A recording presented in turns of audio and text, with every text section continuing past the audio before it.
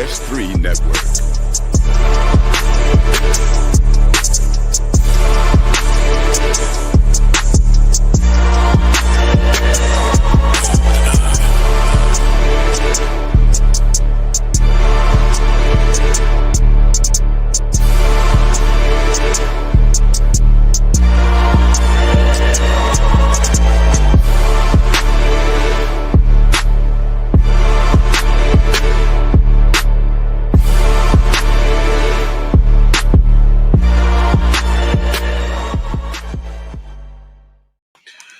Bring back that beat, DJ. I'm on Mic check. Mic check. 21. Oh, let's get this right. We don't care that we having company. We upstairs now, like the food. Yeah. I'm on the request line. DJ Peace. Yes.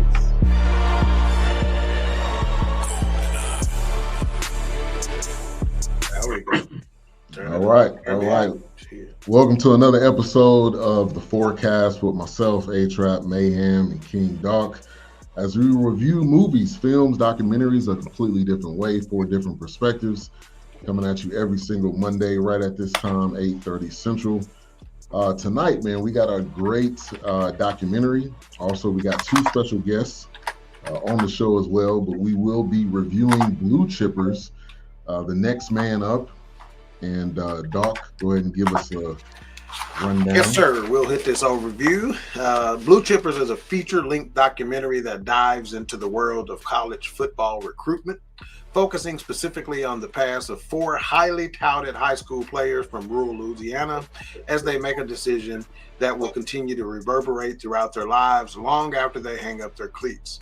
The film collides with the Supreme Court decision to permit name, image, and likeness legislation, allowing college athletes to sign endorsement deals, which caused a tectonic shift in how the NCAA operates. The directors and our special guests today are the Dark brothers, Derek and Preston Dark. The runtime of this documentary is 1 hour and 42 minutes. Here we go. Yep. Let's go ahead and bring these 2 brothers on. They are twins out of Louisiana. A well-done film, really giving you the inside scoop on recruiting that some of us don't know, how the parents feel, how the athletes feel.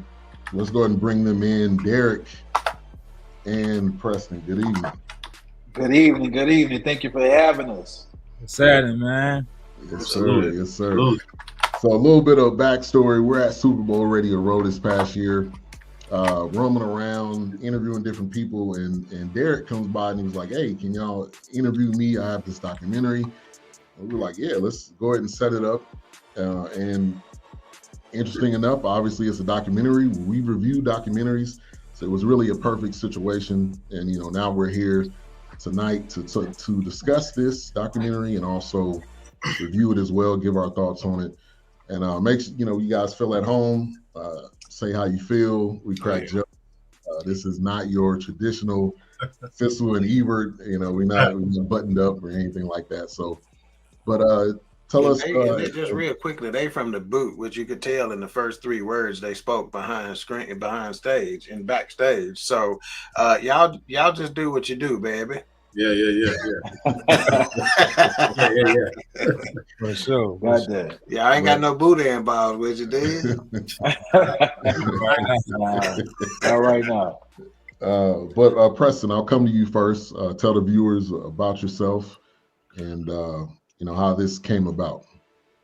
Yeah, I'm Preston Dark, one half of the Dark brothers, and just a portion of the Dark family. The way how this project came about, it was brought to the attention of my brother by 2 of his friends. That one guy who he coached with in high school, which was Jordan Osmo and Jeremiah Gray, which are 2 mentors that are actually in the film. And they had this bright idea about telling a story about football recruiting and how the way things was going, in which they knew at the time that things were going to be changing. So it was great to capture this process. So we had to interview about 12 kids to see if they would be fit for this particular role in our film, which we all came down to 4 kids. One of the kids are from our hometown of Houma, Louisiana, and the other kids they're from like the New Orleans area or the surrounding areas in Lafayette. So and Baton Rouge. So we got those kids together, and they all have pretty unique stories of where they come from, upbringing, and such. So it was a great piece to put together and to really tell a story of how college football recruiting goes, and from an authentic space. So that was like one of the good things to feel about it. Like it comes from a really authentic space. So yeah.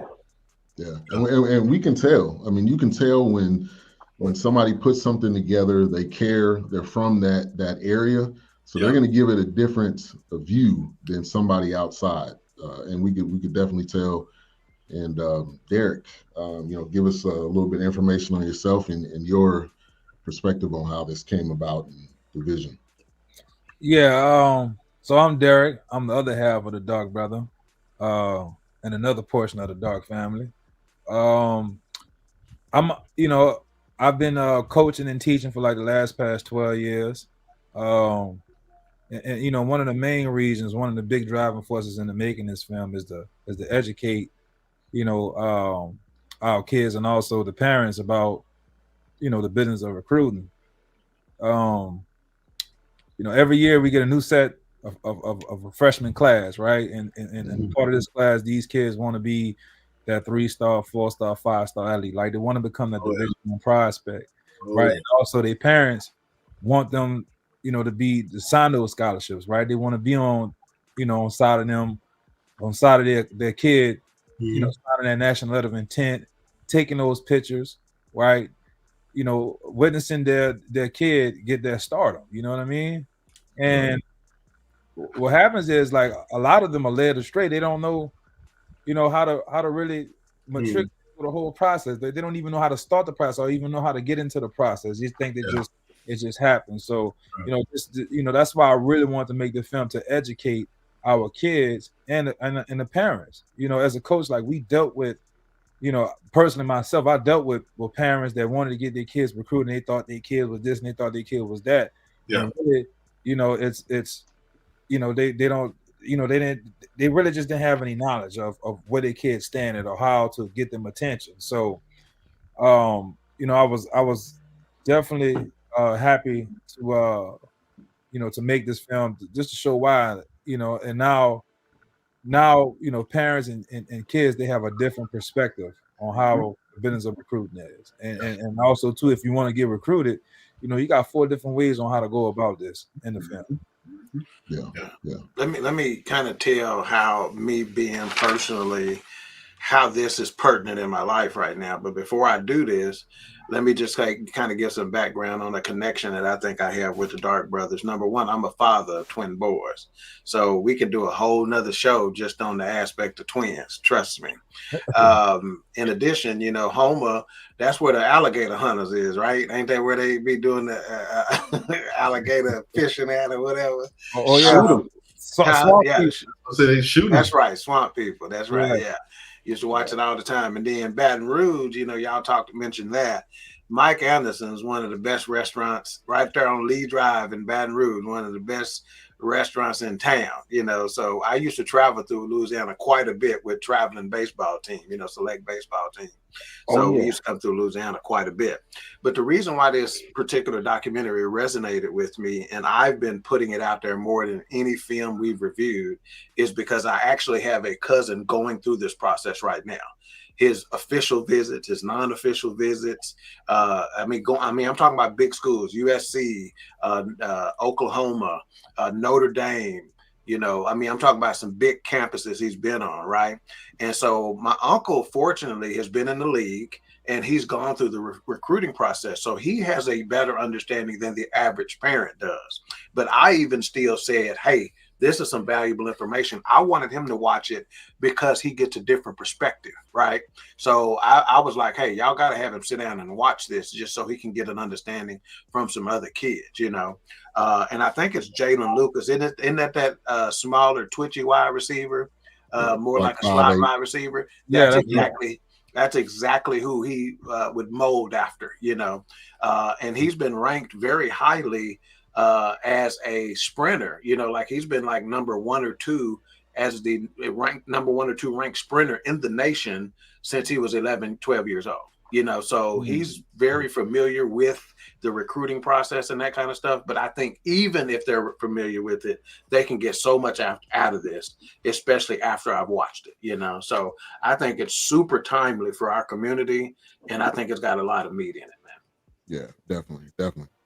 Yeah, and I think with this type of documentary, like you said, Derek, it's educating parents, athletes, because I didn't know I knew there was stress. I knew there was kind of trying to convince people, but when you guys had that audio of the coach sitting down and was like, hey, either you come with me now or, you know, we got to go somewhere else.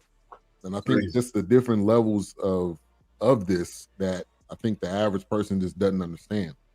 Yeah. A-Trap, and then A-Trap, who's you know, part of the show, part of the Fourcast.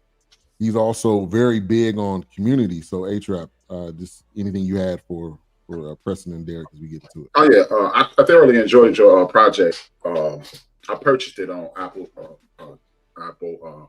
TV. Appreciate that. I want since you're a coach, Derek, I want to say thank you. You just watching this and listening, you say you're doing it for the last 12 years. It took me back to my coaches, Willie Green and Fred Thomas and Jimmy Fields, God rest his soul. The reason I'm thanking you is because those guys still have an impact on me to this day. So those young men that you're working with, trust and believe, Derek. I'm 55 years old, and me and my cousin Mike, who I just text to tell him tap in, we talk about this on a regular basis. It was about 17 of us that hung out together at one point here in Chicago, Illinois. The only people who are living and not incarcerated are the people that stayed with Jimmy, who stayed with Willie, and who stayed with Fred Thomas. So I want to thank you because simply just watching your documentary took me right back to Washburn Avenue here in Chicago Avenue. I'm at Chicago, Illinois, and it really touched me. So I want to thank you. And you guys have a wonderful product. And trust me, as young men, me and Mike always talked about it, but it didn't sink in until our children became like teenagers. So first and foremost, thank you for the work that you're doing. And trust me, man, in about 10 or 15 years, these young men are going to start coming back to you and thank you if they're already not doing it. So you do a hell of a job with those young people. I mean, and like me and my coach, Coach Green, we had a 3-hour conversation a week ago today. And that's how important it is. So, man, it was awesome watching this. It took me back to the mid-'80s when I was going through that. And I just want to thank you. Man, I appreciate that, brother, man. No worries.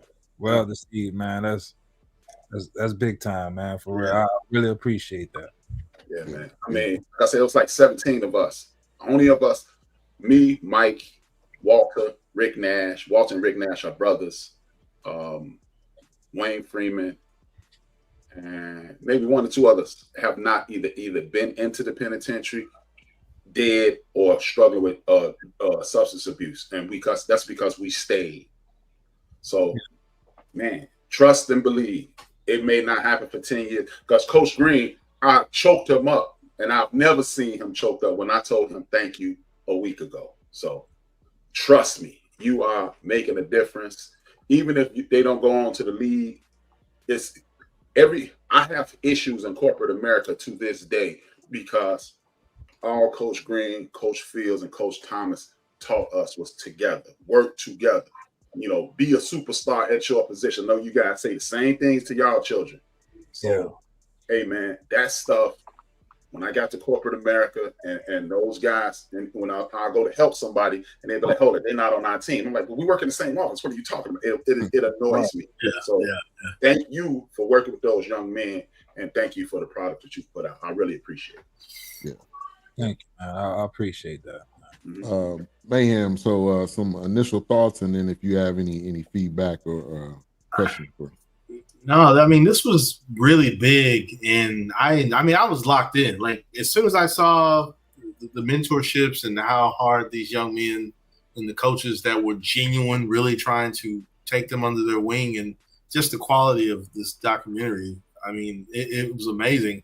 And I was just mind blown. Like, I forgot how far,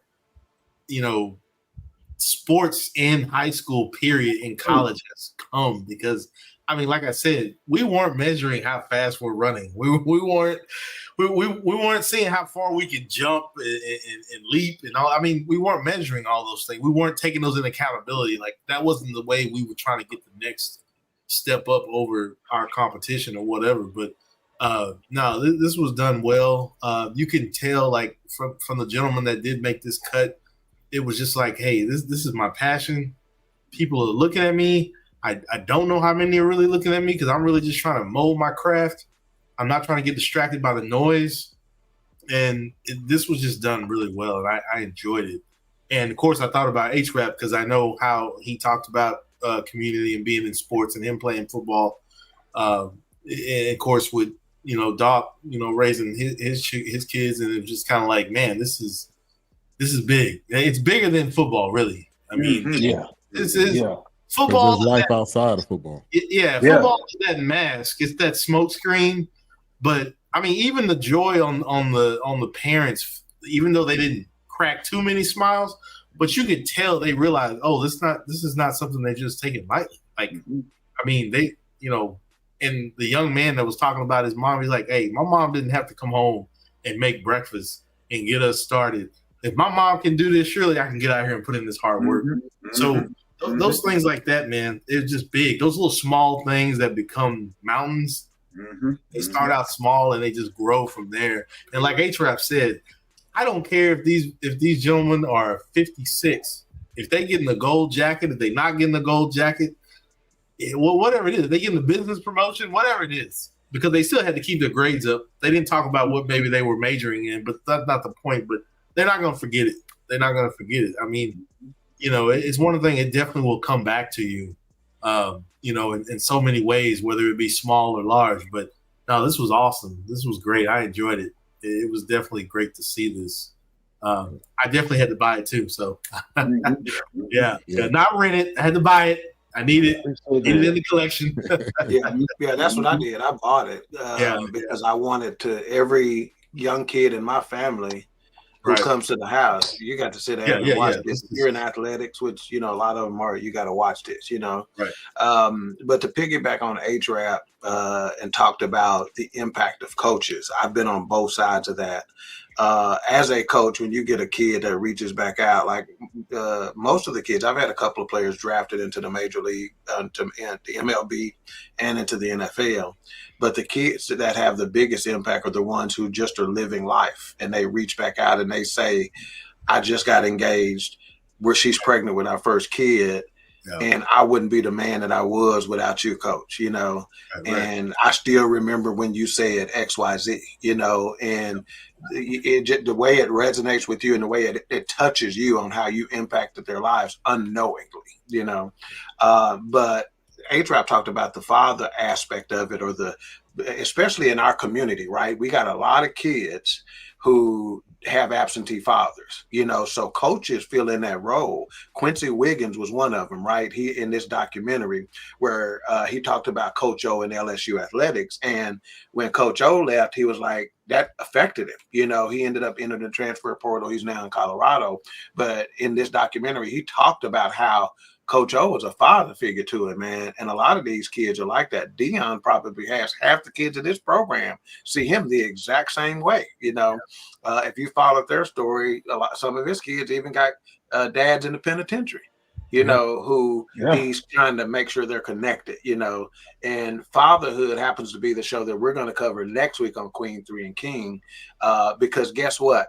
This kid was on a show who said, I didn't think I was as good as everybody else because they all had dads. So the impact of fatherhood to something like this and what coaches mean in this process, and getting somebody you can actually trust, is huge, So again, I think Quincy Wiggins' program, story, which is still ongoing and yet to be finished, it's still being written, right, is a fascinating one, just simply because of the fatherhood aspect and the impact of coaches. Yeah. And I'll say I think one of the best things about this is that you gave information. It wasn't just people's opinion. So you came out with the first fact was, out of 1 million high school athletes, only 10,000 D1 scholarships, less than 2% make it to the NFL, which I think people don't realize, that we all have dreams, aspirations, but also there's a realistic part of it too, that just in case this doesn't happen, injury, anything could happen. What are you going to do?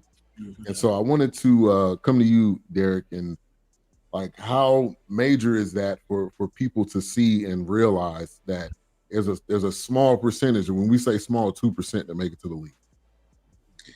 Yeah, man, it's a very small percentage. I think, people just really just don't think about it like that. But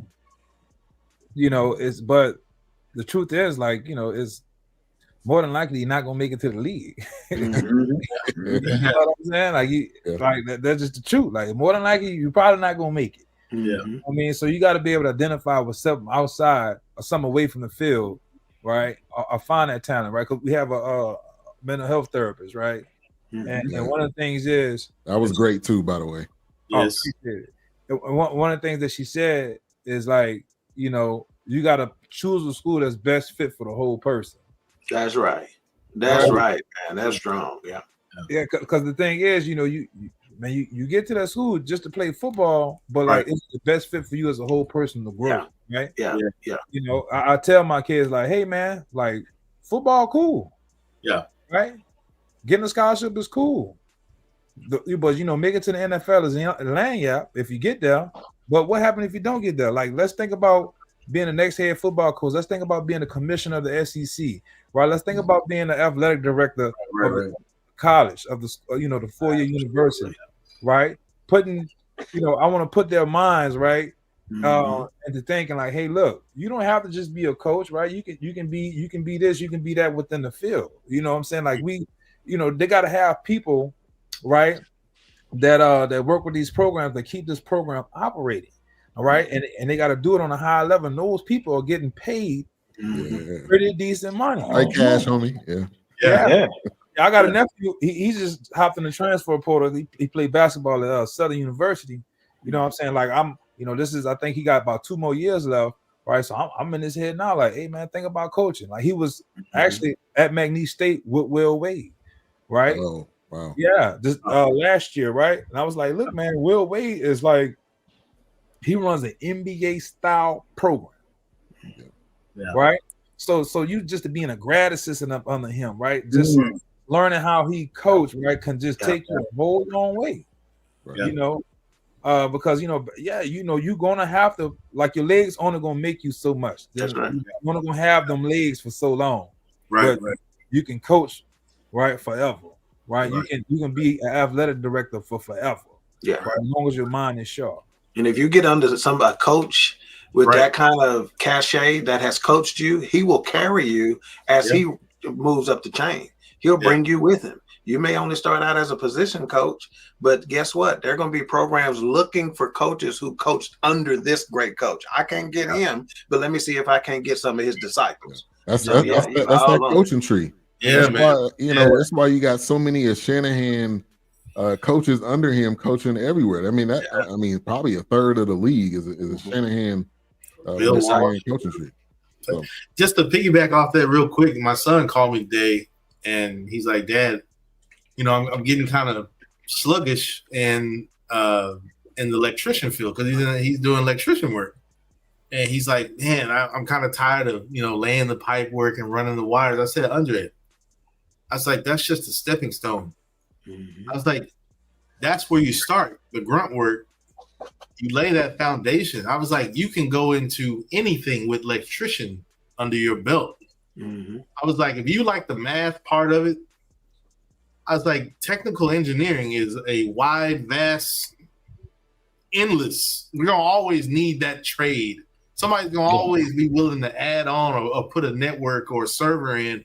I was like, if you're getting tired of installing utility boxes, and I was like, you're gonna always need. I mean, car companies need electricians. Yeah, they're designing a wiring harness for a certain vehicle, or I was like AT&T or small server companies and CDW, which is one of the biggest networking companies. I was like, you don't have to stop at just electrician work. I was like, hell, you can do electrician work. You're like, hey, maybe my uncle be like, hey, I'm adding the room to the house. If you can just come wire it up.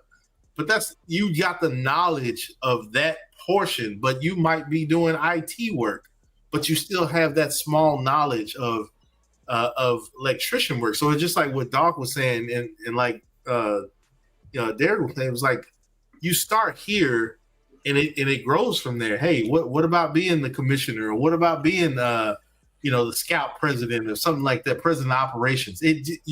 Because guess what? I use this example because it's probably I've seen it a lot, but since of course I'm a 49ers fan, I apologize. But I see it with John Lynch. John Lynch is playing the game, but his defense is gonna be stout because he played the position. He played that role, so he knows that, hey, I gotta pick these people. These are the people I want in position. It's like, but he's the president of operations, but yeah, he's also watching how the game is being played because he's been there. He's been on that field. He's studied the game. So yeah, it's always a doorway to where you're trying to get to. And as far as Andre is concerned, he needs to think ownership. And that's what I told him. If he need an example, tell him to come holler at me. I started out in the field cleaning carpet. I definitely will. But like I told him, I was like, Andre, I was like, learn these things, because then you might get one guy under your belt, and then the next time you got 5 guys under your belt, sending them out to do jobs because you know the job, you know how it should be done, and if you got to come back and inspect the work, that's how you do it. That's how you get going. I was like, if you're getting this knowledge now, that's going to carry you further into the future. That's where it starts. So yeah, no, that's why I said this documentary is great, because it's a lot of nuggets in here, a lot of gems that it can go so many different ways. And I get it. You got the blinders on at that age, and all you see is NFL. Yeah. Draft. I gotta make it. Hey, I gotta get my mom's new house. I gotta get out of it. I gotta make a better way. I get it. But at the end of the day, like I said, there might be another avenue. It might be heartbreaking because you didn't get that team you wanted, but hey, who knows? There's another avenue. Yeah, I'm gonna tell you the quote of the documentary that supersedes athletics, and that is "Be where your feet at." That quote alone says so much, man. Yeah. Be where your feet at. That's living in the moment. That's absorbing everything that's taking place where your feet is at. Take it all in, because it can contribute to the rest of your life, man. That is the quote of the documentary. And like I said before, to piggyback off of Doc, you don't curse your training ground. That right there, don't curse it. Yeah. Unfortunately, you may have to fall to your knees and go back to it. Don't curse it. Use it as a blessing. I'm telling you, this documentary is great, man. It's beyond. I don't even know the great is in the word. I don't even know. Appreciate that. Yeah. Be where your feet at. Right. Be where your feet at. Hey, that needs to be on some coffee cups, man. Yeah. Right. That's a t-shirt. Yeah, that's a t-shirt right there, man. Oh yeah, no doubt. Hey, Trap, you have something you want to add? I was going to ask Preston. I'm assuming because your brother's the coach, it would be your idea of the documentary. And if that's the case, what inspired you to do it? Oh, I'm actually the DP. So, okay. Yeah, I'm the one who shot everything. Oh, okay. And just responsible for how everything came out to look. So, of course, I had some ideas here and there, but just to make sure, like whenever I was shooting this, I wanted to capture this in a way to where when people view this, I wanted it to be surreal. I wanted them to be in a moment. I wanted them to be that person that was maybe in that audience at that point in time, looking at those kids doing a 7-on-7 or performing at the 5-star camp. I wanted to make sure you had a seat at that particular table. So whenever you decide to pull up, you're gonna see everything was going on that's available to you. Yeah. So I mean, and it was live. It was up close. I mean, you did a hell of a job because you felt like you were in it. Like I'm sure I can speak for all of us that when we were watching this, we're like, man, this is it's up close. It's giving you everything that you want, and we were like, damn, it's over with already. Yeah. I was like, dang, I already got this. I need to watch this with my Uncle Joe because he coached girls basketball, and of course, when I was growing up. And I always had to hear, "Oh, your uncle, Coach Joe." Yes, that was Coach Joe. But I got that a lot. But I need to pass this doc on to him because I'd like to see his perspective because he's known as Coach Joe. But I mean, that was the thing. It's what he did, and I believe he coached volleyball as well. But I know he definitely did a little football, but definitely girls basketball was his thing. So I'll just have to check this out with my uncle too, see what he thinks about it. Yeah, Derek, you wanted to add something? Oh yeah, so one of my inspirations, right, in making this film, H-Rap, you say you Chicago, right? Mm-hmm. Right. So there's this famous documentary that was done, right, about two Chicago athletes. I know what you're talking about. He grew up in my neighborhood, Gates. Huh? Gates and Arthur. Yeah, Gates and Arthur. Yep. Hoop Dreams. Hoop Dreams. Hoop Dreams was probably like my biggest inspiration into making this film. You love it. You know, watching Hoop Dreams. I mean, I must have watched it like a million times, you know, while making my documentary because it was just it just captured it in a way, right? You know, that journey. Mm-hmm. You know what I mean? Like the obstacle. Right. Yeah. You know what I mean? Like the dad was being president and not being president, and the moment that really got me, you know, in Hoop Dreams when the mom's lights was off. Mm-hmm. Mm-hmm. It showed you everything, the good, bad, and the ugly. I would say your documentary is better simply because we got to know these young men. Yeah. We knew, you know, me, my man Big Illinois, he usually watches the show as well. We knew Arthur and Gates. And like you guys, y'all took it to their family, you took it to the tragedy of the natural disaster and things like that. Like Gates had like 5 brothers who were better than him, actually. Oh wow. And if they'd have get into that would have helped. Just like you guys took it deep into levels. You got his brother at FSU and things of that nature. If they would have, so you took that inspiration and you took it to the next level. Mm-hmm. And you know, and like I said, you continue to resonate with me because the name H-Rap itself was given to me by my coach. My dad is a Panther, right? So I was always talking this pro-black stuff. Yeah. And my coach was like, "Okay, Rap Brown, knock it off." And the guys told out they was cracking on me. So I'm like, "Oh, you called me H-Rap Brown." And my guy's like, "Hey, he called you Rap Brown." And I was like, "You don't get it." So trust me, man, I'm watching this and I'm like embracing you guys through this. And then the fact that you took something from my personal neighborhood, guys that I know, you know what I mean? And this took it there. And it is truly part of my mission when I do my podcast to show people that we have more things in common than separate. So man, salute again, man. And your brother with the direction. Impeccable, man. That's NFL Films level quality. Yeah, right. Is this y'all's first project, or y'all got other projects that are out there before this? We got 2 movies that's on Tubi. Okay. Yeah. I support Tubi. Yeah. Hey, what's the genre? You know, they showing titties on it, or what the deal is, man? We need to know. It's urban, you know. Preston almost spit his drink out, man. I didn't know you could say titties on this show. Yeah, we can, man. All right. I'm just I mean, you know what? The first one they actually do. Oh, my brother. And you know what? I'm filming it. Lessons up to you, my brother. Go in peace. It's hard filming those type of scenes. I bet. I'm sure. Yeah, I bet. Now, so the subject matter. So these are like legit movies. They're not necessarily about athletics. They're different genres. It's not a documentary. Is that right? Yeah. It's different genre. It's like a comedy film. a comedy drama. So I got Tubi on the TV right now. I just gotta get the app. I just gotta hit the button. I love it.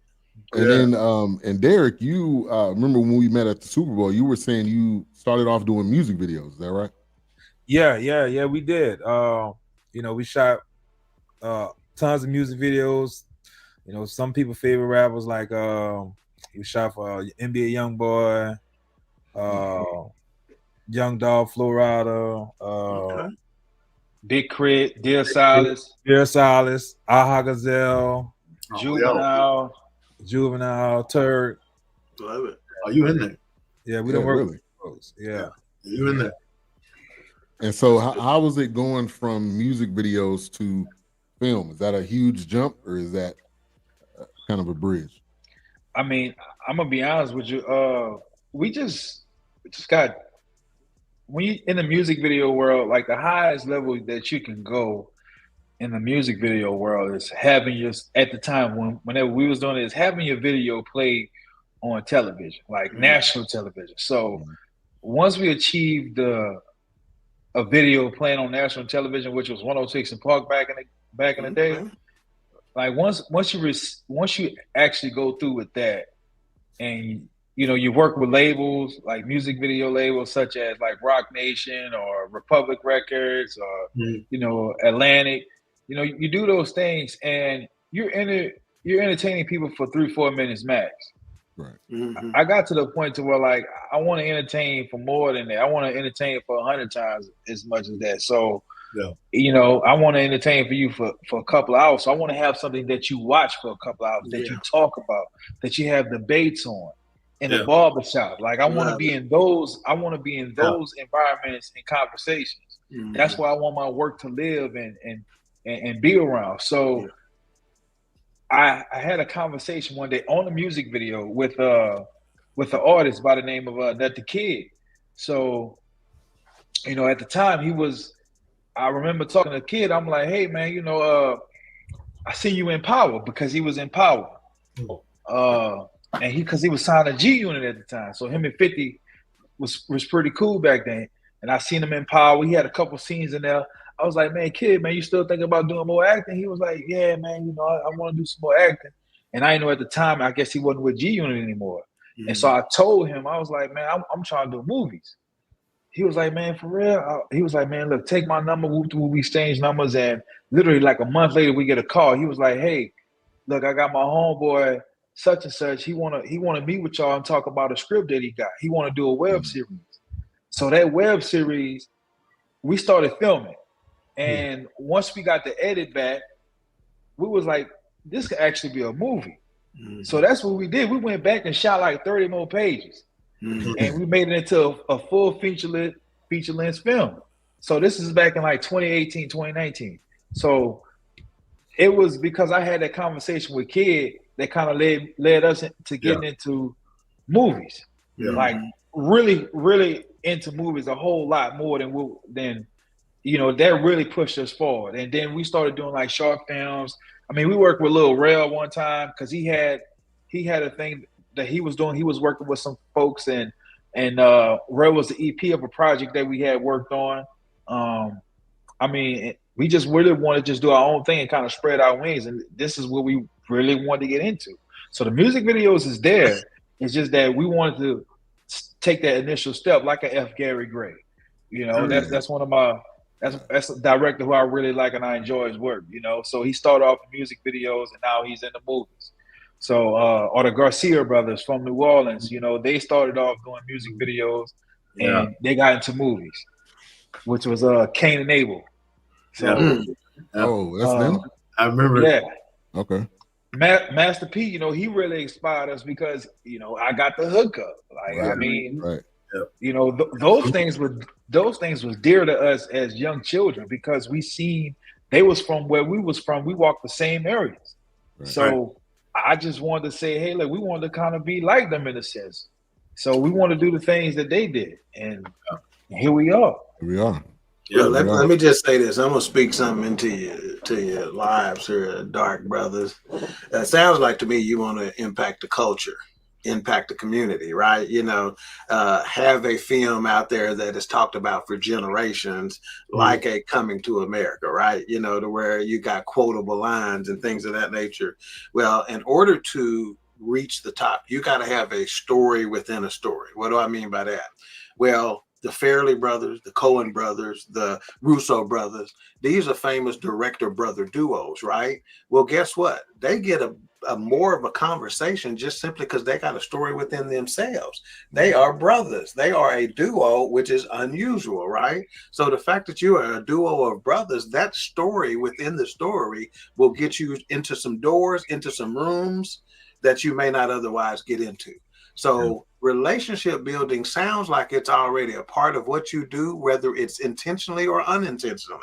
And I'm telling you to be more intentional about your relationship building, because that combined with your story is going to get you where you're trying to go, man. Yeah, absolutely. Appreciate that. Thanks. Right. What's some of your favorite? What would be your favorite F. Gary Gray movie? He's your inspiration. And what's yours, Derek? Say that again. What are you two just top 3 F. Gary Gray projects? It would have to be Straight Outta Compton. Yeah. That was good. Because here's another thing that really inspired me. So Straight Outta Compton, that movie, first of all, was shot like I felt like I was back in that time. Like I was back in that time. Also, I like the fact how they picked Easy, that particular character with Jason Mitchell. He's from New Orleans, but he really killed that character. Yep. Like he really did that justice, like no doubt. The only thing I didn't like was how the way they did Snoop Dogg, but we know the reason why. Yeah. But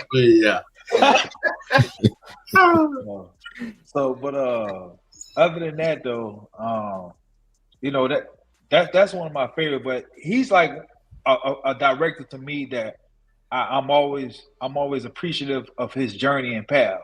But when it comes to my favorite films, I mean, it's things like Above the Rim, Inkwell. Like I like the classic movies. That's a good one. And how the way they make us black folks look in those movies. Like we're beautiful in those movies. Love it, man.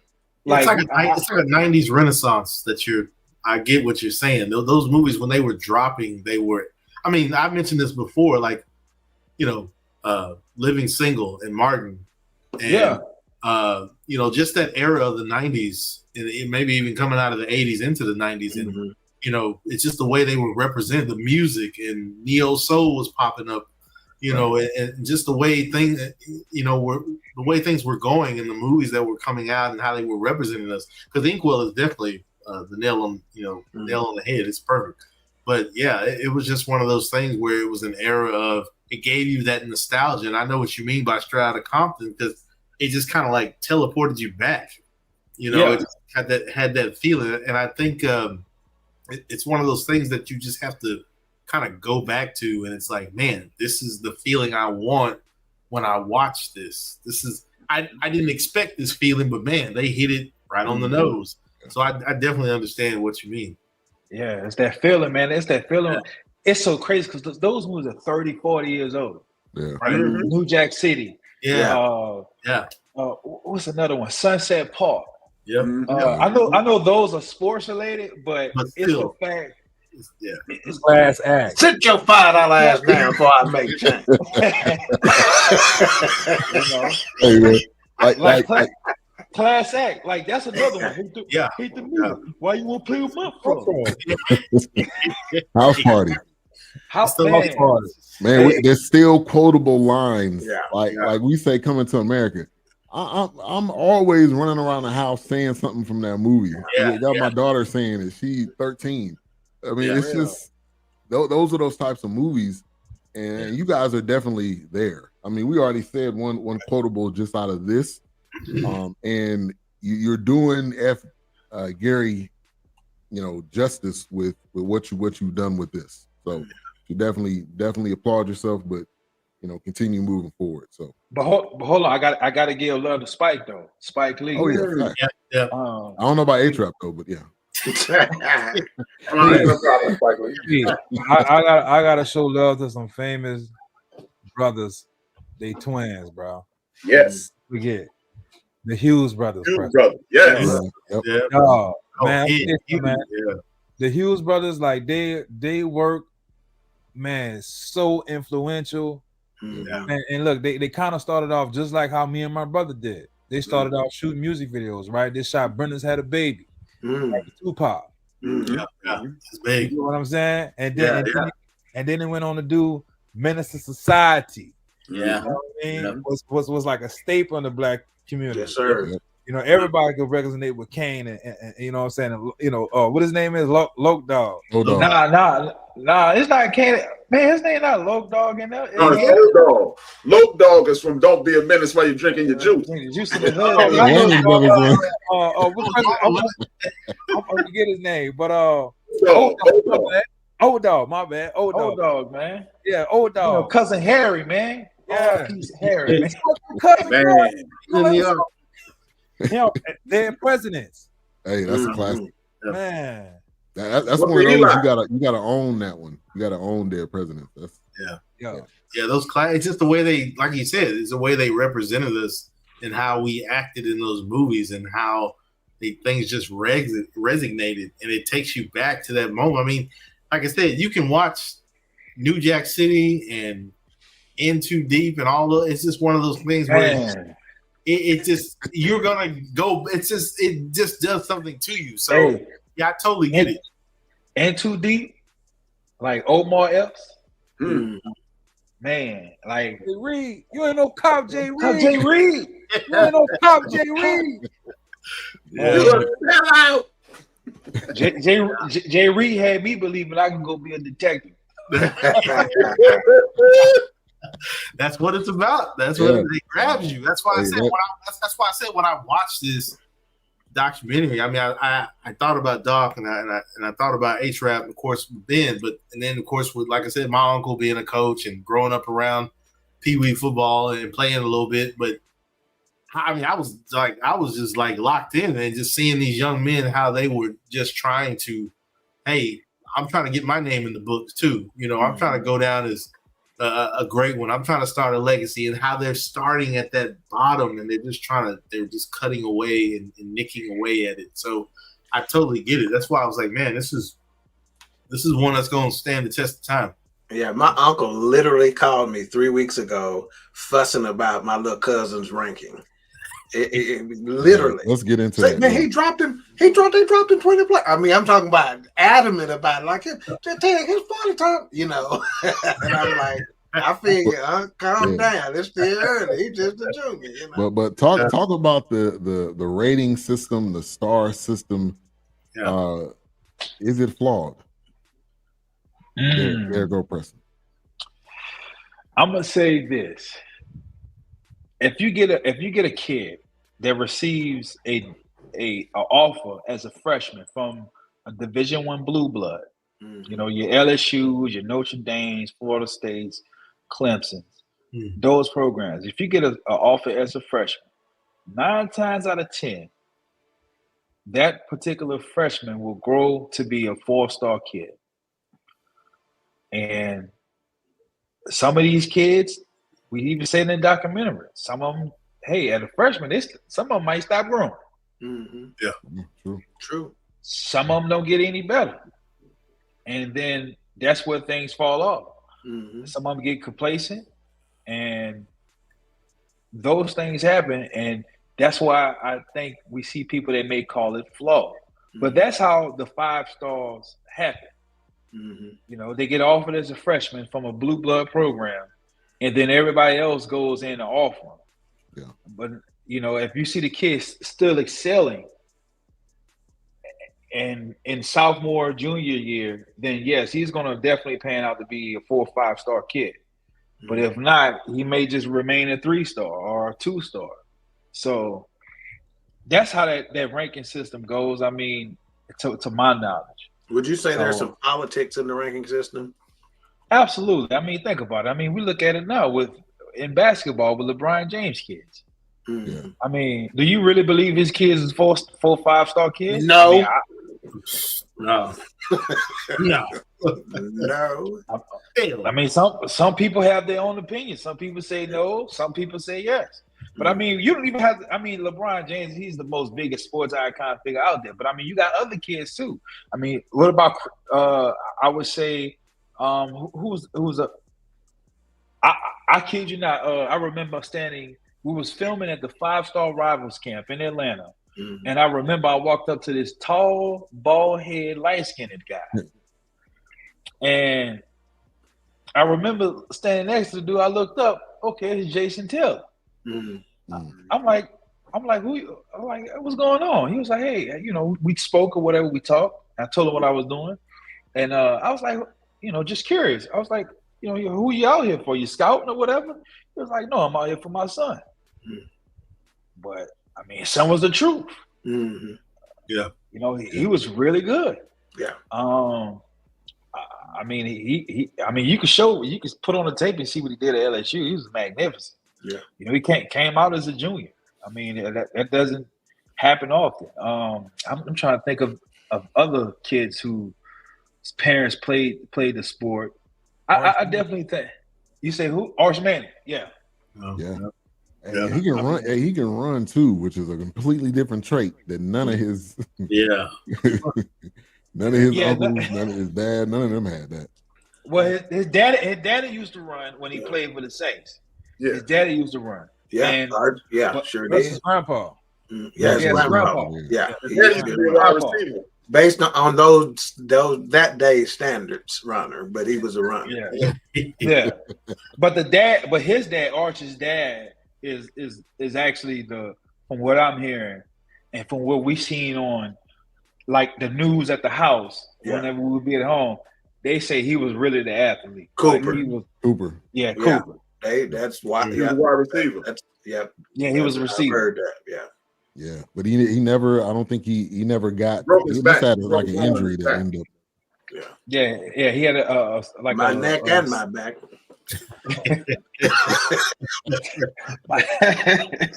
Yeah, he had a back injury. So there's some programs out there. I think TCU is one of them. They intentionally live on 3-star recruits. They don't pursue 4 and 5. They intentionally try to get a room full of 3 stars because they think most of them are misplaced, and probably are better than the 3-star. And they believe they can put a chip on their shoulder that says, man, you should have been 5.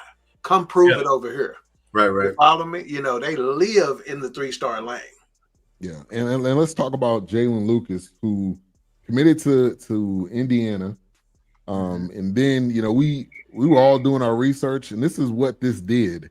I didn't know these young men at all, but the minute I'm like researching while it's going on, I'm pausing it to see what are they doing now. Yeah. So Jalen Lucas transferred to Florida State, but talk about sitting down with him, being a 3-star, but he didn't take that as all this is. He took it as definitely a chip on the shoulder, but he didn't took it as something that diminished his talent or made him upset or sad or anything. So Derek, talk about sitting down with him. I'm gonna tell you something. Sitting down with Jalen Lucas, he might be the smallest guy on the field, but he's the biggest guy in the room. That's It's he says it like it's heart over height. And look, you can actually call his dad. The first time we did an interview, right, when we interviewed him, I said, Jalen Lucas, you're going to be an All-American your freshman year in college. I said, you're going to be All-American. Watch what I tell you. I knew it. I knew he was going to be the kid that was going to be the most successful out of all kids. And look, all those kids were just talented, but something with him, because, every kid has a presence about themselves. Yeah. And when you around that kid, you feel that presence. Yeah. And it was amazing to see, just to sit back and just see everything play out. Go to Indiana, right? What his journey, right? Terrebonne, right? Working out, boom, storm hits, right? Transfer to new school, don't really give him a chance. People really don't take him serious, right? Then boom, now he gets on the field, went from not playing at all to player of the week, right? Signs to a school that everybody had in question, like why would he go there? They're not going to do this. Gets to his freshman year, right, and pretty much becomes, the face of the school, right? Man, Every award that is, Every award, every award. Crazy. You know what I mean? So I knew that was going to happen, and like me and his dad, we have a great relationship. We talk about that to this day. He was like, "Dog, man, you really said he was going to be an All-American?" I said, "Yeah, I knew that. I knew, man. I knew this kid was going to be on that level." And like now that he's at Florida State, watch what he do this season. Oh yeah. I think that had a lot to do with his dad and his dad's influence. You could see the type of relationship they had, and you could see that it was genuine, And I believe a lot of athletes, man, one of the notes that I made is I said strong parents or quality parents typically make quality decisions. Quality parents have an influence and an impact on those kids, man. Their work ethic, their thought process, their mentality, and how they develop in college and how they produce in college. And I know you can go story after story after story. You say it to yourself, if I could get his mama out the way, that kid can be great. If I could get his dad out the way, this kid would be great, or whatever the case may be. Yeah. Because you got the other voices in his head, so he can get it straight. Right. Yeah. Now let's talk about. I think it was LT was the one that torn his ACL. I think it was a partial tear, but Preston, talk about the therapist. I mean, whose idea was that? First of all, then second of all, the quotas that she gave, the nuggets that she gave, just those couple of times that she was on, can impact a athlete, big time. So Preston, talk about that. About that's more Derek's lane. Go ahead and handle that. Okay. Yeah. Well, I kind of felt like it was important to have the mental health aspect in it, because these kids, when they're going through this process, there's so much that we don't realize. None of us realized it. The pressure, man. The pressure. Like you 16, 17 years old, and you talking to grown men, you communicate with them, many of them, for 20, 30, 40 hours a week. Yeah, man. Yeah. It's a full-time job. That's a full-time job. Mm-hmm. You know what I mean? So I kind of felt like it was just only right just to have that aspect, right? That perspective mentally of what these kids going through. And then, I didn't know LT was going to be injured. You know what I mean? Like we filmed. That wasn't after that. Yeah. I'm going to tell you how God worked. Yeah. I'm going to tell you how God worked, right? So I had a hit, right? It affected us so much. I'm a school teacher, so I was out of school for like 3 months. I didn't teach, right? But LT, Quincy, and Jacoby, they areas wasn't affected as much, right? So the first game we were deciding, say, man, what game we gonna shoot first? What game we gonna shoot first? And we were just like, man, we're gonna go to LT game, because LT was playing like the first week they was playing the last year's state championships, the state champions. That game, okay. So we was like, this is gonna be a great game. So we filmed it, and LT did an amazing job. Right, week 2 we went to film someone else. Week 3 go by, I get a text. LT torn his ACL. I said, what? And it's just crazy, like how it worked out. So like like the film actually like just wrote it, like God wrote this film. There you go, man. Yeah. You know what I mean? And how many times y'all were at games where kids made big plays was just stupid, man. It's like these kids they talking about is making big plays. Yeah, man. And man, I couldn't deny that, man. I was just like, man, we just gonna film it, man. And, it just, and just back again, just on the mental health aspect, it just had to have a presence in the film. I think it was big time. Yeah, I think y'all did a good job of illustrating that, man. You called it they're making a 4 to 40 year decision. Yeah. And just if you just think about that for a second, if I had either one of us today said, okay, you got 6 months, you got to make a decision that's going to affect the next 4 to 40 years of your life. Man. And we grown men. The stress and the pressure and the anxiety that would give us knowing I'm getting ready to have to make a decision that that's going to affect, and I think the word reverberate is well done. That's going to reverberate to your life for 4 to 40 years, you know, based on the decision you make today. You know, I just think, man, that is just fantastic in terms of illustrating the huge decision that this is. Right.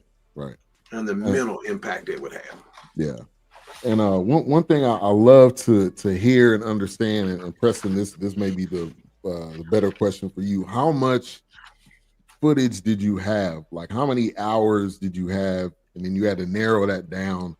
Talk about that process. Which was probably hard as hell. Man, that's more Derek right there. Because was it like 60 hours of footage? Wow. Oh, Preston. Oh my God. You kidding? Wow. Derek, how much was it? It was like 100, man. Oh. Think about that, Preston. Like, we shot, like, the games was 3 hours. Oh, you shot the whole game. Yeah. So that's 3 hours alone. Yeah, that was however many games they played that year. Yeah. So we shot what, Preston? Like, we shot what, 3 games with Jacoby? Yeah, 3 games with Jacoby. Yeah, because we shot the state championship. Yeah. State playoff with him and LT, and then the first initial game, right? When we was kind of like learning who Jacoby was. And then, you know, we shot what, 2 of Jalen's games?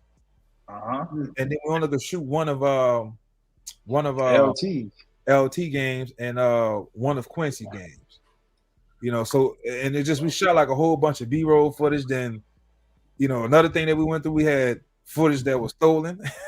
We got our camera. Wow. Atlanta. Yeah. When they was talking about the Atlanta, when they say they just left the football. Yeah. Oh, that happened to y'all really? Too. Oh yeah, man. Them dudes stole our camera. They stole like 3 of our cameras, laptops, lenses, and then the stupid ass little dudes. You know, I used to be around a lot. I know who to call. So I made a couple phone calls, like some G shit. Yeah. And I was like, hey, bro, you know somebody who came up on this? Like, literally, I had pictures of my cameras in like 30 minutes. Yeah. It was like, man, these yours? Wow. I was like, yeah. Wow. So then the 2 dudes who stole them, that's what they do for a living. They find people who look out of place, and we kind of did. Right. Yeah. And and, you know, they go to work like that. And man, look, that was, man, a dollar amount on that stuff that was lost, man. It was too much to kind of like bear with it. Like I went through some hard shit behind that, bro. Like I was really about to do something that I was gonna probably regret for a whole life. Yeah, man. That's what I was going to ask you. That's going to be one of the questions I was going to ask y'all in terms of the production and the EP on the project and stuff like that. Did y'all self-produce this as well, to where y'all was having to bankroll some of this stuff? Did y'all have an investor? If that's not too much, you know, information you don't want to share. No, we had some folks that was backing us for sure. I mean, we just ain't let them know, like, hey man, we got our stuff stolen. We ain't let them know that. So we just made it happen, because I know some people in Atlanta that filmed too. So it wasn't nothing to make a call and be like, hey, look, guys, I need y'all. Woo. Yeah. But I mean, just going through that whole thing of like, they stole all my livelihood. Yeah, man. You know, right. Like I really wanted to get them guys hurt, man. Yeah. Like yeah. And you know, I work in IT, and I tell people this all the time, especially my dudes that's still in the streets. I'm like, bro, you don't know what's out there on the internet that's gonna get you caught up. Yeah, right. I said, but I do. Yeah, it's not really deleted. Yeah, yeah. They got tools out there they can find. Yeah, they can. All you need is a social media handle. Right. It don't matter if you change the name, the picture on it, or nothing. It don't matter. Right. There's a tool out there where you use it, you put in that social media handle, and it's gonna start grabbing data and start piecing it together. Yeah. And then I was able to find digital footprint. I was able to find those two guys, found out what they look like. Yeah. Just They from that tweeted social about the media. night just on your social media. Cause y'all was so big on trying to, y'all could buy it back from us and all this. All right, bet. Yeah. Okay. Y'all can play like that if you want. Right. Yeah. But I mean, it is what it is. I guess y'all needed it more than what we did. Right. So, it is what it is. I'm gonna take my L, and I'm gonna be salty about it. You damn right I will be. Yeah. But it's a lesson learned. I ain't gonna never move like that again. You ain't gonna catch me slipping. I'm gonna die about it. Yeah. Right. But it ain't no L though at the end of the day, Preston, I promise you, because you guys seem like y'all got a spiritual foundation, which is not unusual for somebody out of the boot, right? So remember, what's stole from you, you're gonna get double for your trouble, bro. So you're gonna get double for your trouble. So they actually blessed you. They did. They actually blessed you. Because what I got now, when we shoot with it, look a hole, man. They actually blessed you, man. Yeah. So we got Preston and Derek, the Dark Brothers, directors of Blue Chippers, the Next Man Up. It's available on Apple. It's on YouTube as well. It's also on Prime Video. And I think one of the biggest things of this documentary, which was perfect timing, was the NIL and the transfer portal. Like those two things have changed the game forever. It will never be the same again. So I definitely wanted to get you guys' thoughts on that, on NIL, the good, the bad, and ugly of it, what needs to be done to it, because I know obviously it's still so new that nobody really knows what they're doing. Is what it seems like. They don't really know how to control it. They're still trying to figure out how to navigate things. So I'm gonna give you the bad about NIL. Okay. And I always like to start off with the bad. Okay, y'all know in the film, we got a 5-star kid, Jacoby Matthews. Okay, went to A&M, Texas A&M, right? Right. Freshman year, did pretty stellar. Didn't get crazy awards or anything, nothing like that. Sophomore year, did really great. Then we all know what happened at the sophomore year. Coach Jimbo Fisher got fired. Yeah. So, and I remember filming Jacoby, and I was on the sideline one time filming him in high school, and little did I know, I look up, and it's Coach Elko. I was like, "Hey, Coach," who you here for? "Oh, I'm here to check out Jacoby." Okay, Elko's defensive coordinator. Remember, he left after that first year and went to Duke to become the head coach. Yeah. And anyhow, so moving along, so the end of the sophomore season happens, and Jimbo gets fired. So Jacoby decides to say, "Hey, look, I'm gonna stay, and I'm not gonna transfer." But then the spring semester rolls around, and then he said, "You know what? I think I'm gonna go ahead and hop in that portal." So you got to go to that office, the compliance office, and say, "Hey, look, I don't want to be a part of the team anymore. Sign your paperwork." Well, little did we know, A&M has a NIL collective. So the collective is paying you money monthly. I assume. Yeah. And so whenever he went at the beginning of the spring semester and say, "Hey, look, I'm transferring," the NIL collective money stopped. You out of there. So I know Jacoby had a car, he had an off-campus apartment, and he was taking classes that was on campus. Well, the NIL payment stopped, so the car had to go. You stand off campus, so you couldn't get the class. Yeah. Because you ain't got no car. And then guess what? They didn't transfer his classes from on campus to online. Right. So what he was left to do? Drop out. He had to drop out. Making him drop out. You can't stay. Making him ineligible. God dog, man. Wow. The clause. I'm gonna tell you what really hurts. The kid had a 3rd-round draft grade. So all you got to do is come back the next year and literally just, I ain't gonna say show up, but just do the same thing. Yeah, that's right. That's right. Sophomore year. Be there. Yeah. And you're on to the NFL late rounds for sure. like all you gotta do is perform at the combine. You're gonna be one of those guys that, you know, of those 255 guys that's gonna get their name called to play on Sunday. Yeah. And people don't understand. He's a 5-star kid. You're 5-star. That means you're projected to go in the first round after things are all said and done. Right. And just to know that he's not in school. I mean, he's in school now, but he hadn't played football in the whole calendar year. Wow. Oh, I was wondering. I was wondering what happened. You know, but yeah, a lot of people speculated on him. You know, he had got arrested, but that was some frou-frou stuff, so that was thrown out.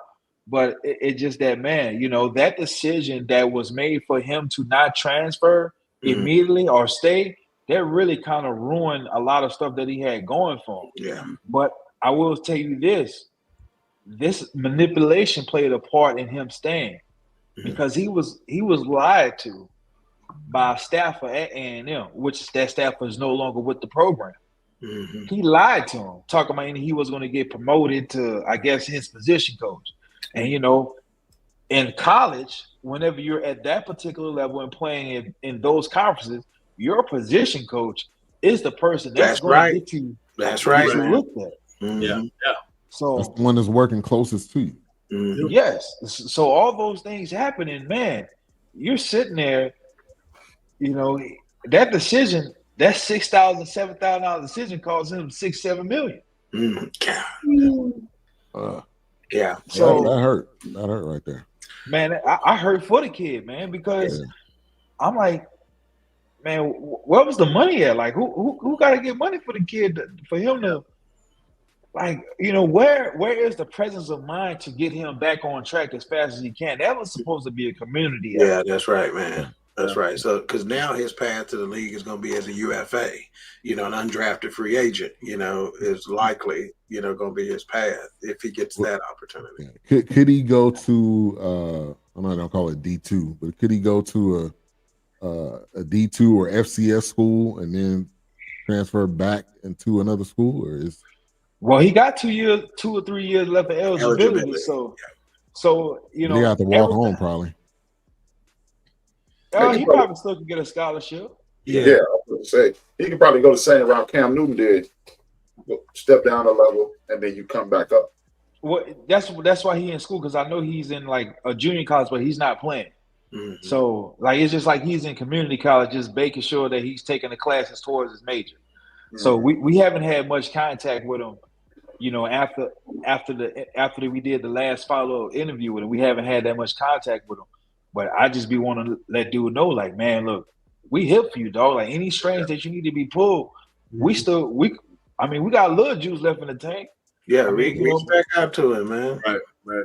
You know, I spoke with his dad, so they you know, we speak from time to time, and you know, they trying to get, you know, they getting back on track. So hopefully in the summertime, you know, we'll get with him and see what's going on. So hopefully we can see this kid play college football. Yeah. We need to. Yeah, man. Yeah, but NIL, the players were receiving 7% of the revenue. This is directly from y'all documentary. 7% of the revenue before NIL, 40% just in the first year after NIL. Oh my gosh! So they blew up the NCAA spot. So you got kids that, you know, and again, they just mentioned the one he was making $1 million and ain't ever played a college game yet. You know, hell, you know, Arch Manning, we bought it. He's making more than some NFL players right now. Oh yeah. Yeah. Arch, Travis Hunter was the same way. Oh yeah. But Derek, you wanna piggyback or add anything on the NIL transfer portal? I mean, you know, that's the bad part about it, but the good part about the NIL is that, you know, you can see some of these kids change the dynamic of their family. That's right, man. You know what I mean? Like they, you know, I see where some of these kids come from. You know what I mean? And just to have some money so they can send home the mom or dad, right? You know what I mean? Take care of these siblings. You know, just being able to provide for themselves. You know what I'm saying? I think that's amazing, because some of these kids, like they they grow up in apartment living, project living, which it ain't a bad thing, but nobody in their family ever owned anything. Yeah. Wow, man. Yeah. You know what I'm saying? And now with NIL, like they own stuff, right? They got their own car, they got their own house. You know what I mean? They able to provide, for their family. So that's something that I love about the NIL. Yeah. I'm gonna tell you something. What's gonna happen with this NIL, man? Okay, you heard it here first. The NCAA as a governing body is dying. They're withering on the vine. Okay, understand. As a governing body, the NCAA won't be around long. The control is slipping through their fingers, right? And these big conferences is going to do something completely different. Number one. Number two, college football is going to turn into another professional league. There will be some college kids who will stay in college they will be signing 10-year contracts before it's all said and done. And they will do nothing but play college football their entire career. They will never go to the NFL because of the money. You heard it here first. It sounds crazy. Watch what happens. I can see that way, but you know what I also can see? That the NCAA is a governing body, and also they're a nonprofit organization, but this is an organization that brings in billions and billions and billions of dollars. The amount of employees that the NCAA has, I think, is only about 100. Right? So if they're bringing in billions and billions and billions and billions, I know they spend a lot of money on advertising. They can't be spending $5 billion on advertising, but I know they spend some money, right? Right. So for all the money that they generate, right? Because you think about we think about NIL, right? You got collective money, right? Then you got NIL, right. So let's separate the two. You got collective money, right. So the school has sponsorship. NIL is basically from sponsors, business owners, stuff like business owners, right? Just the outside people, right? Outside people, coming in and say, hey, look, we want to get this kid money, right? We just started with this manager at McNeese, Amir, right? The Aura, right? The kid just blew up all over. Yeah, that's right. That's right. Right. So anyways, so that's that's the NIL. Then you got the collective, right? When you sign on to a school, right? They can brokers a deal, right? But I think the NCAA can regain control if they say, hey, look, we are going to be paying some of these students. We do give money to the conferences. That trickles down to the schools, right? But what happened if the NCAA decide to take maybe $1 billion or $2 billion? Right, which is just say for instance, he did $2 billion. You got $999 million 2 times, right? 2 times, You know what I mean? So, and we can divvy it up and start paying these players not on a Division I level, but a Division II level, and maybe the Division III level, and they can tier it, right? Because D3 don't bring in as much money as a D2. That's right. D2 don't bring in as much money as a D1 AA. AA don't bring in enough money as Division I, FCS. Then you got the FBS. You get what I'm saying? Right. Yeah. So I think if they want to regain control, they got to be the one that's cutting that check. Yeah. But here the deal is, with that $2-3 billion that they making, that's what the conferences are going to see. They're going to be like, why would we give them that money? Why would we let them make that money when we can be making that money? And that's why I think they're going to have trouble regaining control. Sure. Because it's about that dollar. It is. And the players now have control with that transfer portal. Because before, you had to, I don't know what you had to wait a year. I think the transfer portal is kind of eliminated that. So if they decide they want to go somewhere, they basically go, like you said, go to the office, go to a computer, and see what teams out there want them. But go ahead, Preston. What I'm saying is about that whole thing is but I had a train of thought in my head. Deion Sanders recently said, hey, look, I wanted to play my spring game against somebody else. Oh, look at her. I'm like, boy, you smarter than the cat. That's right. Boy, you smart. That's right, man. Yeah. And you know how money in that? Man, but you see how much talk that generated? Because I'm looking at the media about this, right? And I'm like, man, I'm like, man, you didn't tell me they're gonna play a spring game and somebody else, and it's gonna be televised. Oh yeah, they're gonna be some money, dog. Oh yeah, absolutely. That's gonna be some money.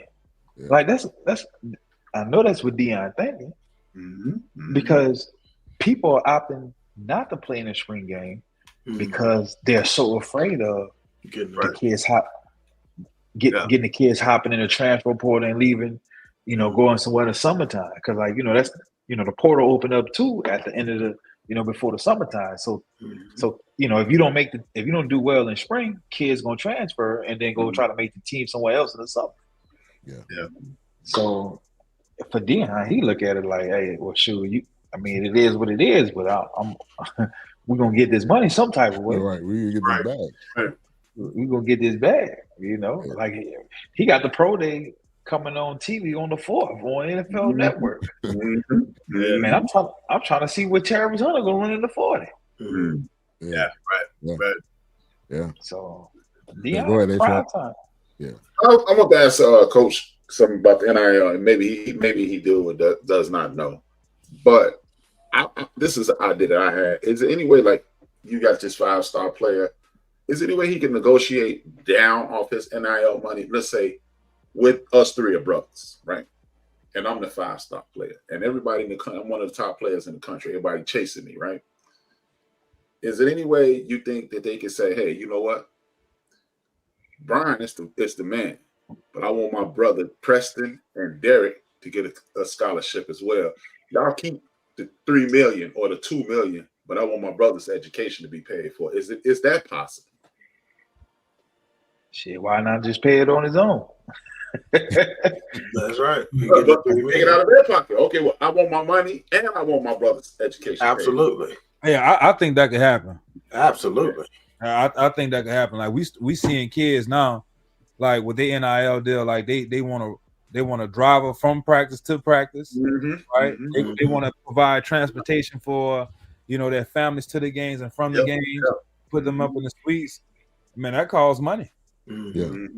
Having a private driver, man, that costs money. Yeah. You know what I'm saying? You paying for travel for 10 family members, that costs money. Right. So why not? My cousin want to go too. Yeah.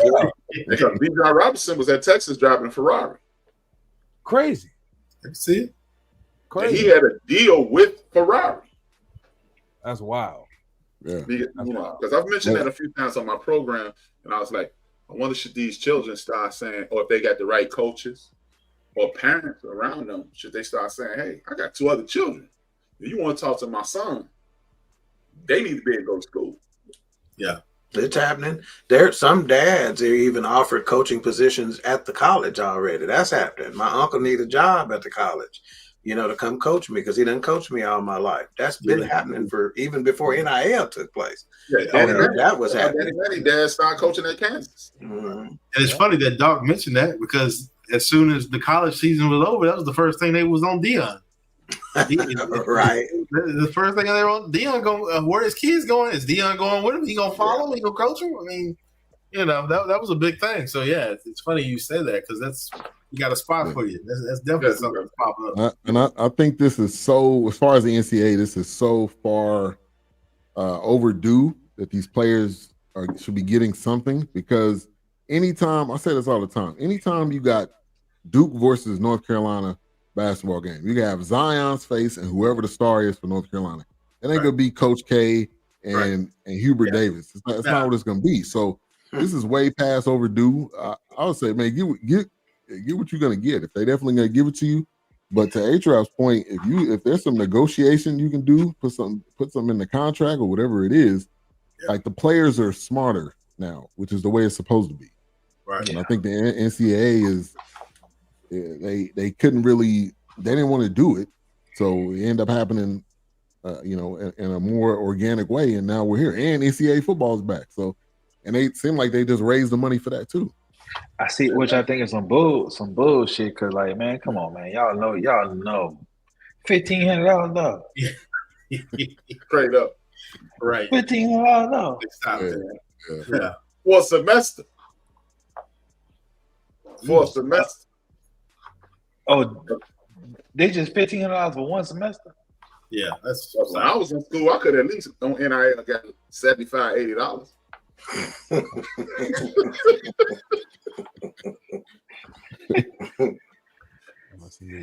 Man. But yeah, so I appreciated what you guys did at the end. That's like one of my favorite parts of documentaries. At the end, when you say, "Hey, this is what he's doing now." So Quincy Wiggins committed to LSU. We already kind of touched on it. He transferred to Colorado, and he was more of a basketball guy. Like, again, it goes to the backstory. That's one of those things that I think we needed to see. He did look awkward playing basketball. So yeah. Man, we flew all the way to Dallas, bro, just to see this kid score a bucket, and that's still in there. Wow. Yeah. But I think we got a rebound and 2 missed free throw attempts. Yeah, and somebody was like, "Hey, bro, hey, come on to the field, man. Come on. Yeah. Put these pads on for a minute." This shows LT committed to LSU, and he is still. He's still at LSU, right? Or did he transferred. Did he transfer? Oh, LT. Okay, I thought you were still on Quincy. Yeah. LT transferred, went to Arizona State. Okay. Yes. And he played a year, had a good year, and he transferred from Arizona State. Now he's at UNLV now, Coach Dan. Yeah. Okay. Yeah.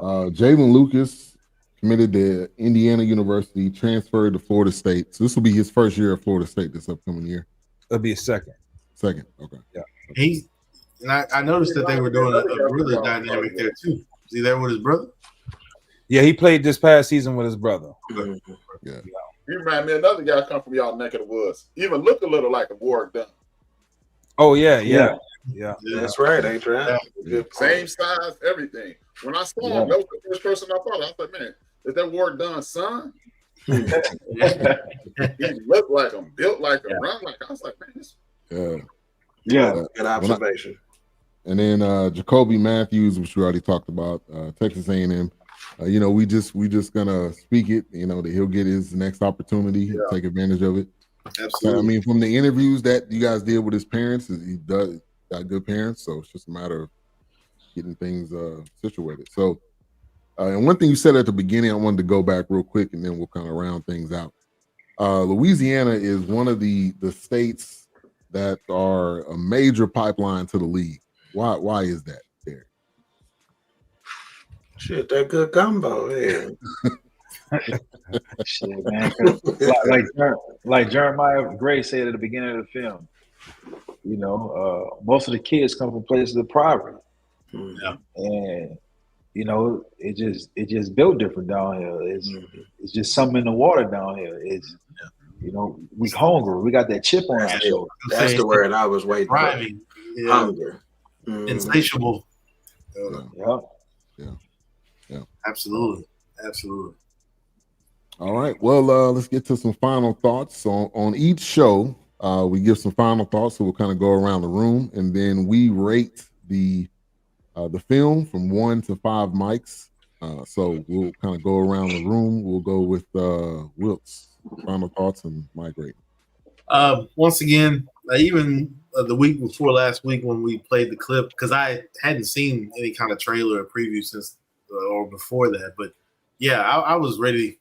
When I saw the trailer, I said, "Oh man, this is gonna be a good one. This is gonna be a great one." I enjoyed it, and like I said, it made me think of the guys on the show and kind of my uncle, him being a coach, and just kind of being raised around sports. Definitely how these young men and women, but the young men in this, how they're it's light years, preparation from when I was playing, and probably, it's one of those things where, like you said, it's more, they don't see it now. It's more than football. It's more than, if it doesn't work out, there's another avenue, there's another door. But the point is, the documentary was good. I enjoyed it. 5 mics for me. Yeah, Will, don't be so hard on yourself, brother. I know you ran a 5.340, but you can cook though, man. So hey, for real, this dude. It's funny because I was thinking about that chocolate cake. We gotta get to work. I gotta get to work. It's time. Let's get close. It's time. Yeah. Hey, Truck. Yeah, well, thank you guys for making this with the in-depth, personable angle, the quality of filming, and basically the care that the obvious care that you put into this. And thank you for helping me go back. When I played ball, I wasn't close to none of these young men. I was solid. I was a good ball player. I don't owe nobody for no student loans, thank God. But, man, this really warmed my heart, and I believe it's down there. It's down there because of the quality of people that are around these young men. You guys and other men that were around them here in Chicago, like what football is to the South, basketball is up here, and it's a bunch of money grubbing parasites. To hell with it. There's a bunch of money grubbing parasites up here that really don't care about the kids. They taking kickbacks and getting paid. And the men that was in this film seemed like the children were the number one issue. I know there's some parasites down there, but I honestly believe there's more people down there that love those children, because every time I turn around, there's somebody who used to be at the U, somebody who used to be at LSU, somebody who used to be at Florida State, somebody who used to be at Georgia, and they're working with these children, which means to me that you guys actually care. And you showed the caring aspect, you showed the parenting aspect, you showed the mentoring aspect, and quality visual. So it was wonderful. 5 mics I would give it. Yeah. Thank you. And for me, it was a story. Like, you guys told a story. That's what great documentaries, great films are. You tell a story from beginning to end. You gave the details that we all enjoy. Whenever we watch something, we want to see those details. We want to see it. The cinematography was great. So, man, really well done. And definitely something that we will continue to recommend as we continue to do films and review them. It's definitely 5 mics for me too. I enjoyed it. All right, Doc. Well, I'm just gonna tell you, I ain't scared to tell somebody just because they're on the show. I'll tell you what I really think about it. No, it's obviously 5 mics, but I'm gonna tell you why it's 5 mics. Documentaries that span multiple years, that takes some work, man. I give them credit for that. The way that it ended with the next man up, that's creativity, man. Using X's and O's to move between the segments. That's some good, I don't even know what category you would put that in, production, I suppose, but I love that. And then using the lock and unlock graphic for whenever somebody decommit to something. Those little things, man, that's a high level of professionalism. So it's because of those things, plus what the other fellas done said, man, to where I give it a solid 5 mic, man, all day long. Yeah. All right. So Preston, final thoughts, and then also, what do you guys have coming up next? Or what's in the works, whatever you can reveal to us. So right now, actually, we're working on the docuseries of Blue Chippers, and cool. And what we plan on doing is pretty much trying to settle the score of which state has the best high school football. Texas. So, I mean, a lot of people say Texas. Documentary over. What is it? A 4-horse race? Florida, Louisiana, Texas, California. Ohio's up there. I'm trying to get Ohio in there. Georgia's really up there. Bama got some kids too, man. Yeah, Alabama got some folks, bro. Florida for sure. I'm gonna tell you, I stay in Houston, so just Texas in general, they just treat football a little bit different than what any other state treats it with the magnificent, massive facilities that they have. Yeah. It looks like mini colleges. Yeah, I mean they really do. I mean we got high schools that's nearby, that's 30 minutes away, that literally have a covered practice facility. Mm-hmm. Yeah, like covered, like they can go practice out. Which, but see, it makes sense to do that because it's so darn hot here. It gets stupid hot here. So I mean, why not have it? If you got a big booming place like Texas and millions of people moving here every so many years and whatnot, like you got to have that right. I mean, they just putting what people thought about, they just doing it. Yeah. They got the money. They got the money to do it. That's They where got it the would come money. down. Yeah, you can go to a little country town out here in Texas, and the whole town ain't worth but about $300,000, and then you get to the football facilities, and they worth more than the whole town worth. Right. I'm not kidding you. That ain't no Yeah. joke. I'm Yeah. telling you, it's like that within Yeah. 30 to 45 minutes of here. That's wild. You better shut your white mouth. I'm not kidding. All right, Derek, final thoughts. Man, I'm just glad that that I was able to make this film and just push through, because starting it was tough. You know, we got our cameras stolen. You know, probably like the third day of us filming. Wow, I didn't know it was that early on. Yeah, me either. Yeah. It was it was tough to go through it and just kind of persevere through that. And you know, it still kind of bothers me today.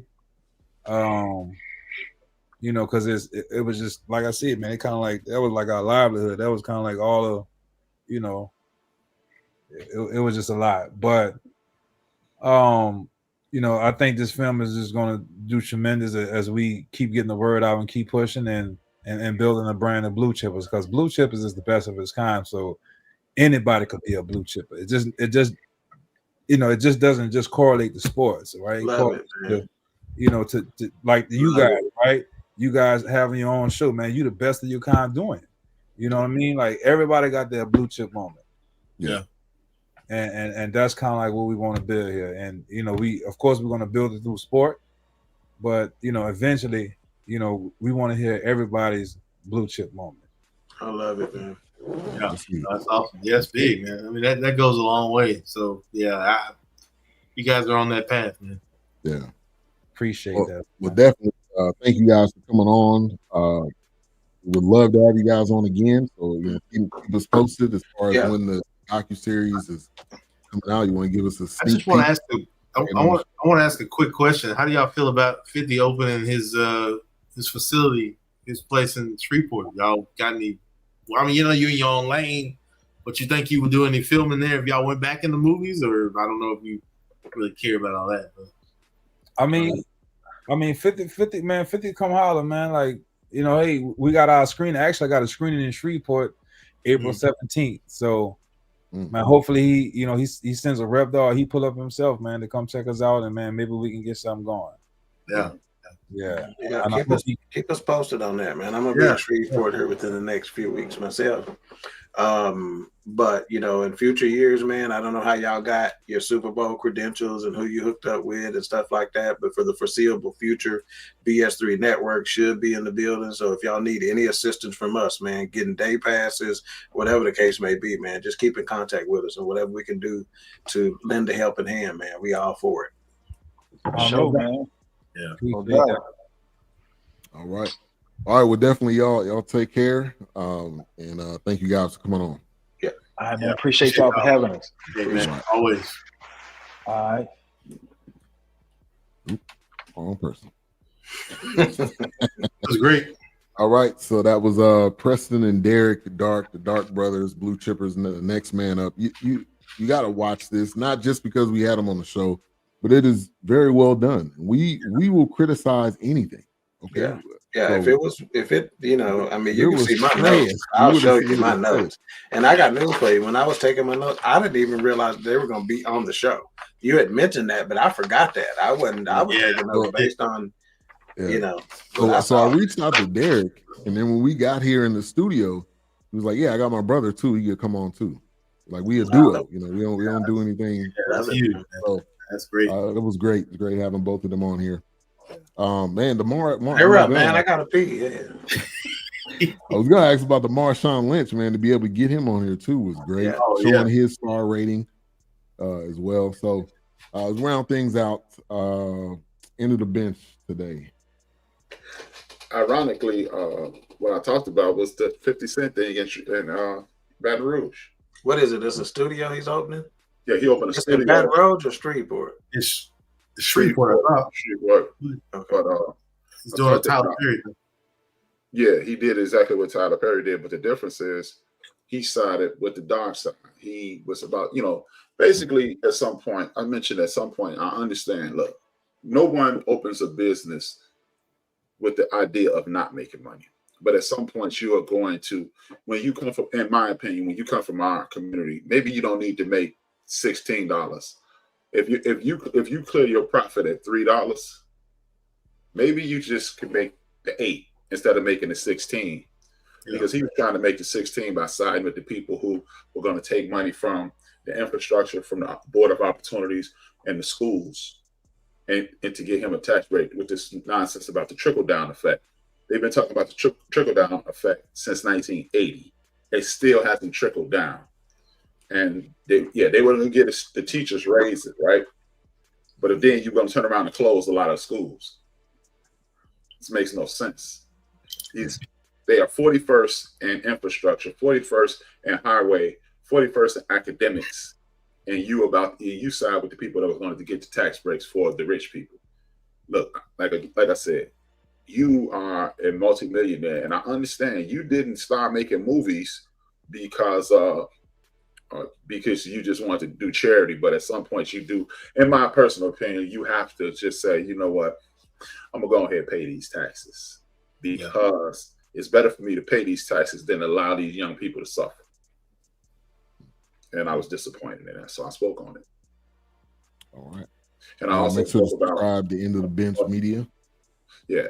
I also spoke about how Musk is trying to buy the election tomorrow in Wisconsin for Supreme Court Justice, state Supreme Court, and how the president is attempting to basically, people were wondering, well, why is he trying to privatize the USPS? He's trying to privatize the USPS because he just signed an executive order stating that if your vote is post-dated Friday, but they don't get it to the office until Wednesday, it won't be counted. Right. These are the things that we must be aware of. Yeah. So, yeah. All right. Queen, Three, and King tomorrow. Yeah, no new show tomorrow, but we are in the production of and planning and whatnot of one that is on fatherhood. Pastor Liam Harper will be back. If you were exposed to him, several weeks ago, the impact he made. So he'll be back. So we are in the process of getting that one together. So don't miss it next Tuesday again. It's on fatherhood. And the title is going to be "They All Have Dads." So it's going to be pretty good. And last thing I'll say about this documentary is the village. Like the village was, we talk about it, was huge in this. You had the coach, you had the parents, you had the neighbors and friends, and all of that goes into raising a young man or woman. So I think that's one thing that stood out to me because it was kind of like when I was growing up. It's funny because I always think about the conversation with my dad and my mom. Like when I was my dad, they were doing Pee Wee football, and back in the day when it was like, Pop Warner, Pop Warner, the little Eagles versus the little Lancaster Tigers or something like that. But it was always one of those. Oh, you're not gonna have my son out there playing football or getting hurt, and it was one of those conversations where it was just like, this is not something I see you being serious with.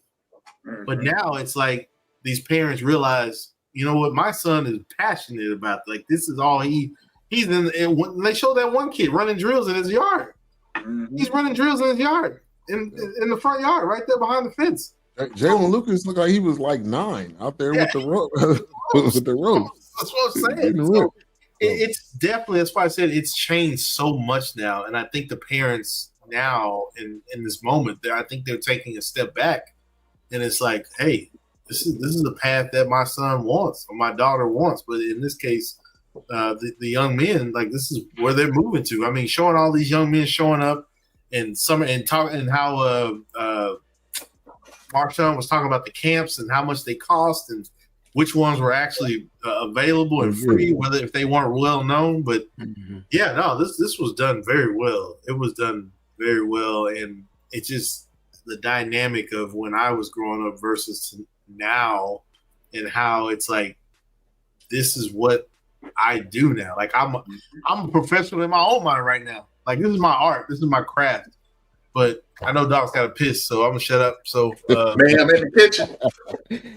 All right. We didn't really do some shout outs. So let me just do that real quick. Niffin, Danny Thomas, thank you for coming through. Keisha, Jungle Brother, Harold. Appreciate you, D Gray. Harold Melvin in the Blue Notes. Denise, who Harold didn't sing not one lead At all. At all. With your name on the marquee. All right. So next week we'll be doing Den of Thieves 2 with Ice Cube Jr. So definitely pull up. We'll review that next week. We'll play this preview, and we'll see you guys next week. Peace. You gotta be loaded. Isn't it enough? It'll never be enough.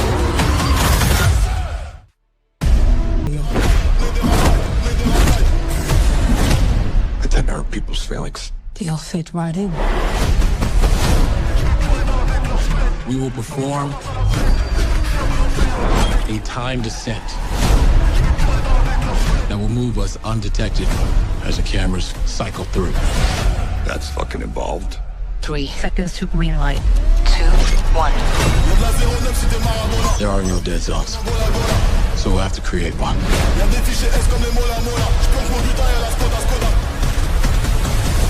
You feeling it? Yeah, I'm feeling it. You gotta be fucking loaded. Isn't it enough? It'll never be enough. You stole something that belongs to us. You stole diamonds from the mafia? Like I fucking knew! Now what? Swim! I can't swim that far! I'm negatively buoyant! Don't you know David Goggins?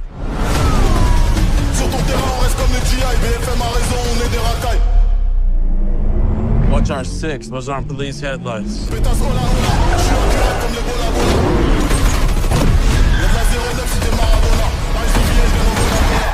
Can you lose him? Fucking trying, these dudes are drivers.